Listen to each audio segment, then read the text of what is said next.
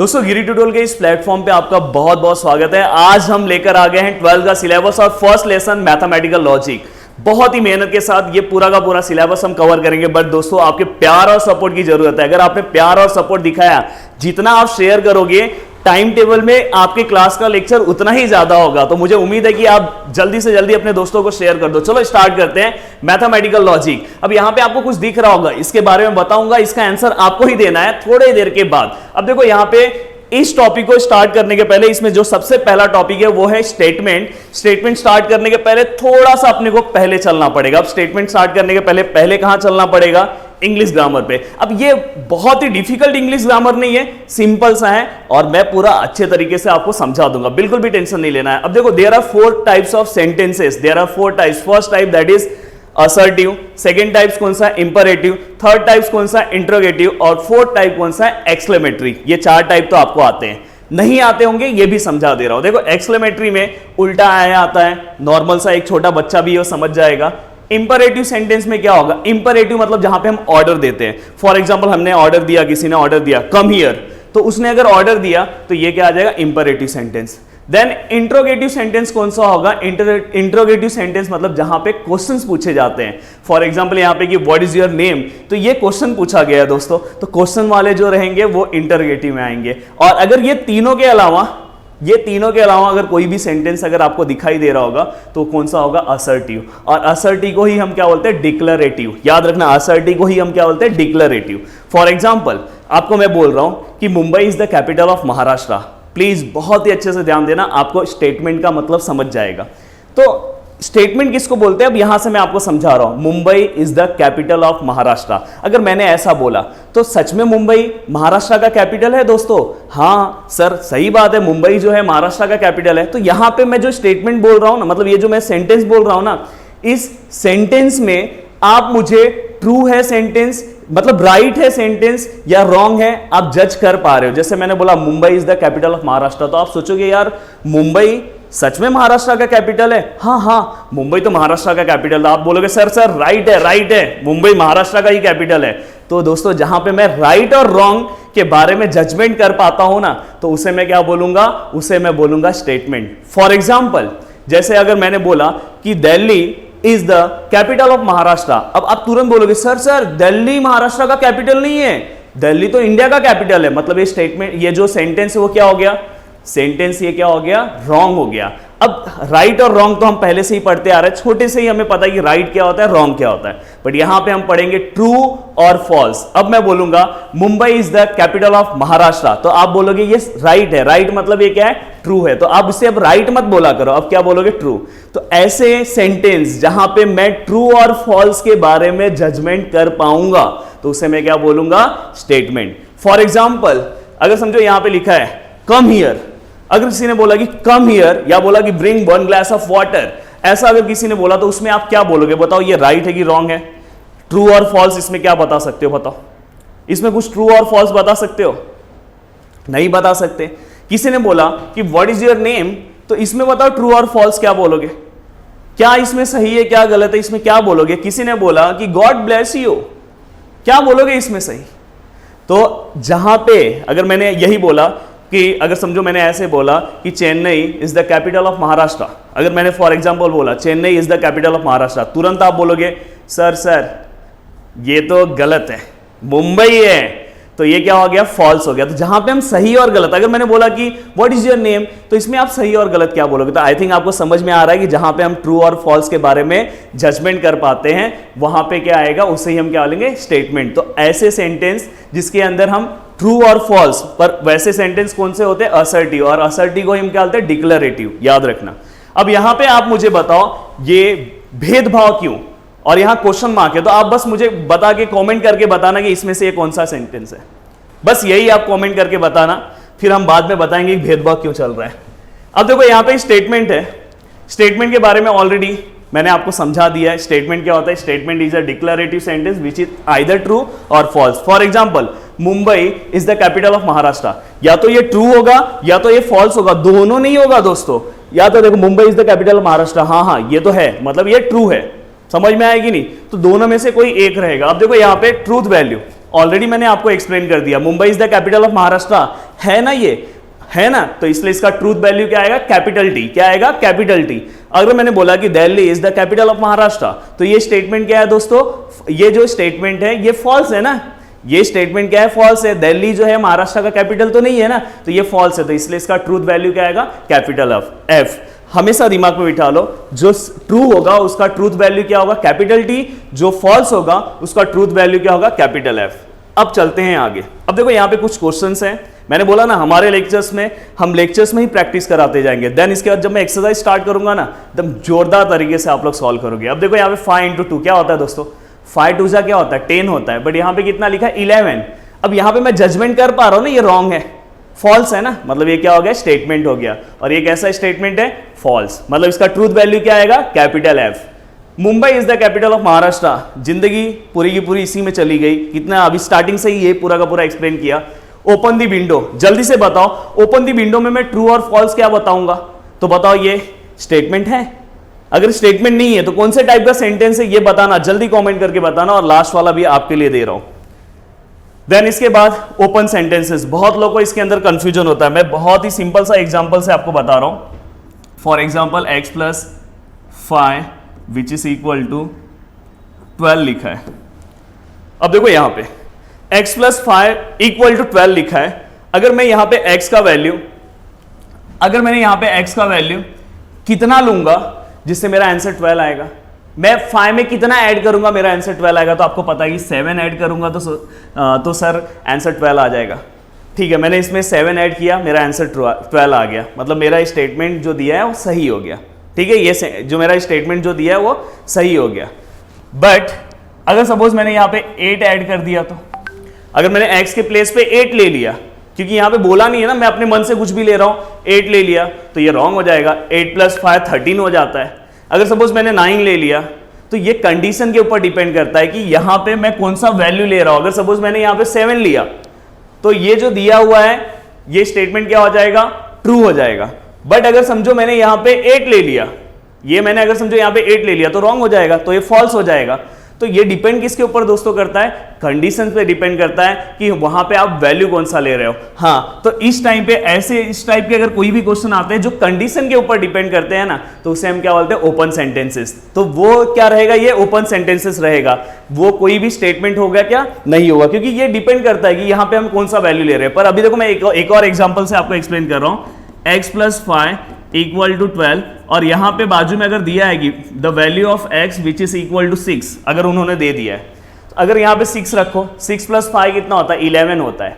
यहां पे आंसर कितना है, 12 है, मतलब ये क्या रॉन्ग है, रॉन्ग है मतलब फॉल्स है। तो यहां पे हम डायरेक्ट जजमेंट कर पा रहे हैं फॉल्स है, तो ये ओपन सेंटेंस नहीं आएगा, याद रखना। ओपन सेंटेंस कब आएगा, जब यहां पे वैल्यूज नहीं दिए होंगे, जब कंडीशन रहेगा कि अपने मन, अगर यहां पे ऐसा x का फॉर्म दिया होगा, बाजू में वैल्यूज नहीं है, तो समझ जाना वो ओपन सेंटेंस है। बट अगर ऐसे वैल्यू दिए होंगे तो वो ओपन सेंटेंस नहीं है, तो उसमें वैल्यू पुट करना, अगर आंसर आ गया तो ट्रू है, अगर आंसर नहीं आया तो फॉल्स है। तो आई थिंक मुझे ऐसा लग रहा है कि आपको ये समझ में आ गया होगा। देन आगे चलते हैं। अब देखो यहाँ पे कुछ कनेक्टिव्स हैं, सिंबल है और name of corresponding compound statement. अब देखो यहाँ पे एंड और not, if then, if and only if, यहाँ पे आपको दिखाई दे रहा हो एंड और not, if then, if and only if. अब देखो यहाँ पे और एंड जो है, एंड का स्पेलिंग किससे आता है, ए से आता है, तो एंड का जो सिंबल है ना ऐसा होगा, याद हो गया। इसी को उल्टा कर दो, ये और का सिंबल हो गया, याद हो गया होगा। नॉट का सिंबल ऐसा, एंड देन इसके बाद इफ देन का सिंबल सिंगल एरो, और इफ एंड ओनली इफ को ही हम दोस्तों ऐसा भी लिख सकते हैं, IFF, इसे भी हम क्या बोलते हैं, इफ एंड ओनली इफ।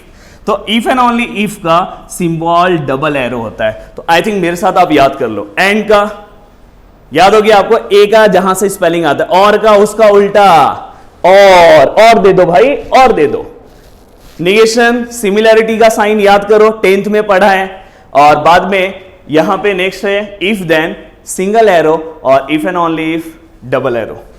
अब यहां पे हम इसे ही हम क्या बोलते हैं, कंजंक्शन बोलते हैं। ये बस आप क्या इसका नाम याद रखोगे तो भी चलेगा, इसका कोई रिक्वायरमेंट नहीं है, बस इतना अगर आपको याद हो गया तो आप पूरा का पूरा सम सॉल्व कर सकते हो। फिर भी मैं बता के दे रहा हूं, इसको हम बोलेंगे डिसजंक्शन, और यहां पे इसे हम क्या बोलेंगे, निगेशन बोलेंगे। क्या बोलेंगे हम इसे, निगेशन, और यहां पे हम इफ देन है, इफ देन को हम कंडीशनल, और इसे हम बोलेंगे बाय कंडीशनल। क्या बोलेंगे हम? Bye conditional. आई थिंक आपको पूरा का पूरा याद हो गया होगा। पहले वाले को क्या बोलेंगे? कंजंक्शन, दूसरे वाले को disjunction, negation, conditional, bye conditional. इसे ही हम एम्प्लीकेशन और इसे हम डबल इंप्लीकेशन भी बोलते हैं, याद रखना। तो वो सब, ये सब भी जरूरत नहीं है आपको, ये नहीं याद होगा तो भी चलेगा, ये याद होना चाहिए। एंड याद हो गया, और याद हो गया, नॉट याद हो गया, इफ देन याद हो गया, इफ एंड ओनली इफ याद हो गया। अब चलो एक टेस्ट ले लेते हैं, छोटा सा टेस्ट लेक्चर में चलता रहेगा मेरा। एंड का क्या आएगा? चलो फास्ट कमेंट करके बताओ। सर एंड का तो ऐसा आएगा। निगेशन का क्या आएगा? सर निगेशन का तो ऐसा आएगा। इफ देन का क्या आएगा? इफ देन का सर ऐसा आएगा। सर और का क्या आएगा? अरे और दे दो यार, तो और का हो गया। इफ एंड ओनली इफ का क्या आएगा दोस्तों? Double arrow. तो आई थिंक अपना टेस्ट हो गया लेक्चर के साथ। देन इसके बाद अब आता है कंजंक्शन। सबसे पहले मैं इसके बारे में एक सच्चाई आपको बता दूं, बहुत सारे लोग इस टेबल को रटते हैं, याद करते हैं, ऐसा लिखा होता है, यहां बोलते हैं कि ट्रू ट्रू आएगा तो ऐसा होगा। मेरा एक रिक्वेस्ट है सभी से, इस टेबल को रट के याद करके आप एग्जाम में क्वेश्चन अटेम्प्ट नहीं कर सकते। ये टेबल एग्जाम में नहीं आने वाला है। सबसे पहले देखो, जिसको सिलेबस के बारे में आगे का पता नहीं होगा उसको क्या लगेगा? टेबल एग्जाम में आएगा। भाई इसके ऊपर क्वेश्चन आने वाला है, बस टेबल आपको समझना है, और मैं सिंपल सा ट्रिक बता रहा हूं, टेबल याद हो जाएगा। ये देखो यहां पे दो स्टेटमेंट यहां पे दिखाई दे रहे हैं। क्या दिखाई दे रहे हैं? कंजंक्शन, हमने पीछे ही पढ़ा है, कंजंक्शन को हम एंड बोलते हैं, और एंड का ये सिंबल है। ये एक स्टेटमेंट है, ये दूसरा स्टेटमेंट है। अब दो स्टेटमेंट है तो हमेशा, चलो मैं वो तुम्हें आगे बता दूंगा, यहां भी मैं बता दे रहा हूं। ऐसे याद रखो, स्टार्टिंग में दो टी दिखाई दे रहा है, और फिर क्या याद रखना? दो एफ याद रखना। Then single T, single F, single T, single F. ये हर एक टेबल में फिक्स होगा। अब देखो यहां पे आंसर कैसे लिखना है, आंसर कैसे याद रखना है, सबसे मेन है, जब भी एंड आएगा, if both the values are true then answer is true, otherwise false. कैसे याद रखना? If both the values are true then answer is true, otherwise false. जब एंड आएगा तो आपको बस यही मेरा याद रखना है स्टेटमेंट, क्योंकि मैं जब सम सॉल्व कराऊंगा एक्सरसाइज का तो आपको यह आना चाहिए। एंड का क्या याद रखना? If both the values are true, अगर दोनों के दोनों स्टेटमेंट ट्रू हैं तो आंसर क्या आएगा? ट्रू आएगा, अदरवाइज फॉल्स आएगा। अगर if both the values are true, yes true है, तो आंसर क्या आएगा? ट्रू आएगा। If both the values are true नहीं है, otherwise false. If both the values are true, both the values are true, तो अगर हम देखेंगे if both the values are true तो पहला ही दिखाई दे रहा है, तो बाकी सब के सब क्या आएंगे? फॉल्स आएंगे। तो समझ में आए? तो आपको बस याद कैसे रखना है? आपको याद ऐसे ही रखना है कि if both the values are true then answer is true, otherwise false. तो ये पहले वाले का याद करने का तरीका है। बस ये टेबल कैसे याद रखना, कभी भी अगर एंड पे कोई क्वेश्चन आया तो बस दिमाग में क्या रखना? Both the values are true then answer is true, otherwise false. For example देखो, मैं क्वेश्चन भी दे रहा हूं, अगर ऐसा आया, ऐसा है, ऐसा अगर क्वेश्चन है तो एंड दिखाई दिया ना आपको, तो डायरेक्ट आप दिमाग में बिठाओगी both the values are true ना, then answer is true, otherwise false. तो both the values are true है क्या? है क्या both the values are true? तो both the values are true नहीं है, तो अदरवाइज फॉल्स बोला था, तो इसका आंसर डायरेक्ट एफ आएगा, क्योंकि हम जब सम सॉल्व करेंगे तो ये सब आएगा। अब देखो सेकेंड टेबल है, वैसे ही हमें याद रखना है T T F F, T T F F. जब आर आएगा तो वो भी मैं बताऊंगा सम सॉल्व करते टाइम। अब देखो यहाँ पे और में क्या याद रखना, जैसे एंड में क्या याद रखा, अगर दोनों ट्रू है तो आंसर ट्रू आएगा। वैसे फॉल्स, और में क्या याद रखना, if both the values are false then answer is false, otherwise मेरे स्टेटमेंट को आपको बोलना होगा, otherwise true. If both the values are false, दोनों फॉल्स नहीं है, दोनों फॉल्स नहीं है, दोनों फॉल्स नहीं है। ये देखो यहाँ पे हमने टेबल लिखते टाइम मिस्टेक किया है। ये देखो यहाँ पे फर्स्ट टी आएगा, फिर एफ आएगा, फिर टी आएगा, फिर एफ आएगा। मिस्टेक नहीं किया है, घाई घाई में लिख दिया। तो यहाँ पे पहला टी, फिर एफ, फिर टी, एफ। अब देखो हमने क्या रूल याद किया, both the values are false then answer is false, otherwise true. तो both the values are false नहीं है, both the values are false नहीं है, both the values are false नहीं है, both the values are false then answer is false, otherwise true. Otherwise true मतलब यहां पे भी ट्रू, यहां पे भी ट्रू, यहां पे भी ट्रू। आई थिंक आपको याद हो गया होगा। चलो आगे चलते हैं। देन इसके बाद कंडीशनल। कंडीशनल में कैसे याद रखना है दोस्तों, सिंपल सा ट्रिक है। देखो एंड में याद करा दिया है, both the values are true then answer is true, otherwise false. और में क्या याद करा है, both the values are false, then answer is false, otherwise true.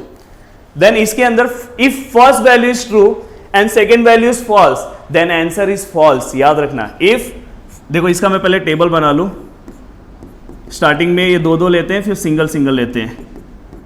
ये देखो हमने लिख दिया। हाँ, अब मैंने क्या बोला, if first value is true and second value is false, then answer is false. अगर ऐसा होगा तो ही पहला हमेशा ट्रू ही होना चाहिए, नहीं तो ऐसा वो सोचो कि एक ट्रू एक फॉल्स रहेगा तो नहीं चलेगा। If first value is true and second value is false, then answer is false. Check कर दे, फर्स्ट वैल्यू इज ट्रू, हाँ है, पर सेकेंड फॉल्स नहीं है, नहीं है। If first value is true, second false, then answer is false. मिल गया, first value is false, first value true चाहिए, ये नहीं चलेगा, फर्स्ट वैल्यू ट्रू चाहिए, नहीं होगा। तो मैंने क्या बोला, if first value is true, second value is false, then answer is false, otherwise true. Otherwise जितने हैं सबके सब क्या आएंगे, ट्रू आएंगे। मेरे स्टेटमेंट को याद कर लेना, जब सम सॉल्व कराऊंगा तो बहुत मजा आएगा। देन इसके बाद अब है देखो बाय कंडीशनल। बाय कंडीशनल में भी सेम टेबल तैयार कर लो। हाँ देखो यहां पे कैसे याद रखना है, if both the values are same, अगर दोनों के दोनों वैल्यू सेम है, देन आंसर इज ट्रू। याद रखो, if both the values are same, then answer is true. अब both the values are same, same कहां पे आंसर दिख रहे, बताओ जल्दी बताओ। ये देखो ये दोनों सेम है, तो आंसर क्या आएगा, ट्रू आएगा। दोनों सेम है क्या, दोनों सेम है क्या, दोनों सेम मिल गया, आंसर क्या आएगा, ट्रू आएगा। देखो फॉल्स दोनों सेम है, मैंने जो स्टेटमेंट बोला वो याद रखना, both the values are same, then answer is true, otherwise false. ऐसे याद रखना, मेरा स्टेटमेंट अगर याद रखोगे ना, सम ऐसे ही तुम्हें सॉल्व करने आएगा। निगेशन बहुत ईजी है। अब देखो यहाँ पे सिंगल स्टेटमेंट है, तो यहाँ पे ट्रू और फॉल्स आएगा। ये निगेशन मतलब इसका जस्ट अपोजिट, ट्रू का उल्टा क्या होता है, फॉल्स, और फॉल्स का उल्टा क्या होता है, ट्रू। आई थिंक पूरा का पूरा आपको सिस्टमैटिक समझ में आया है। एक बार रिवाइज कर ले फटाफट। ये सब सेंटेंस तो आपको पता चल गया। स्टेटमेंट क्या होगा जिसमें ट्रू और फॉल्स हम बता सके। ट्रू को हम कैपिटल टी, फॉल्स को हम कैपिटल एफ। ओपन सेंटेंस मतलब क्या होता है, जो एक्स के फॉर्म में हो और वहां पे वैल्यू पुट ऑफ करने के लिए ना दिया हो, तो ओपन सेंटेंस है। और ओपन सेंटेंस स्टेटमेंट नहीं होता। एंड, और, not, if, then, if and only if, याद हो गया।